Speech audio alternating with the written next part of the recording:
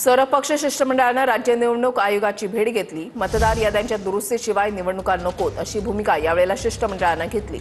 निवडणूक आयोगानं जाहीर केलेला कार्यक्रम रद्द करा असं राज ठाकरे म्हणाले, तर मतदार यादीमधील सुधारणेला आमचा पाठिंबा असल्याचं फडणवीसांनी म्हटलंय। त्याच्यासमोर एवढंच सांगितलं की या मतदार याद्या जोपर्यंत सुधारणा होत नाही, तुमची सुधारणा होत नाही, तोपर्यंत निवडणुका तुम्ही घेऊ नका।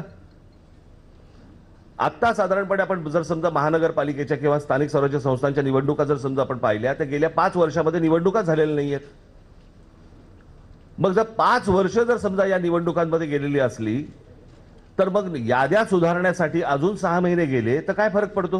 ही जी काही त्यांची मागणी आहे निवडणुका पुढे ढकलण्याची, यावरून त्यांना त्यांचा पराभव समोर दिसू लागलेला आहे आणि त्यामुळेच त्यांच्या पायाखालची वाळू सरकली आहे।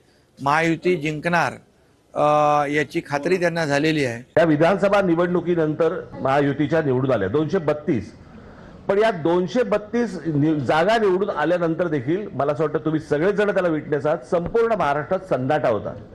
सर्वांना धक्का बसला, म्हणजे निवडून आलेल्यांना पण धक्का बसावा, पडलेल्यांना बसतोच,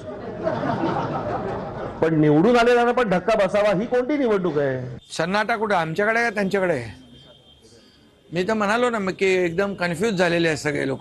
आता निवडणुका पुढे ढकला म्हणजे त्यांना जिंकण्याची खात्री नाही आहे, पराभवाची चाहूल त्यांना लागलेली आहे, पराभव त्यांना समोर दिसू लागलेला आहे आणि त्यामुळे अशा प्रकारचं वक्तव्य करतात। या 2 दिवसाच्या त्यांच्या चक्रा फियास्को आहे, फियास्को।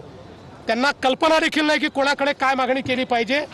मला असं वाटतं म्हणूनच यात सगळ्यात ज्यांना समजतं ते पवार साहेब आहेत। कालच पवार साहेबांच्या लक्षात आलं आणि म्हणून पवार साहेब आज त्यांच्यासोबत गेले नाहीत।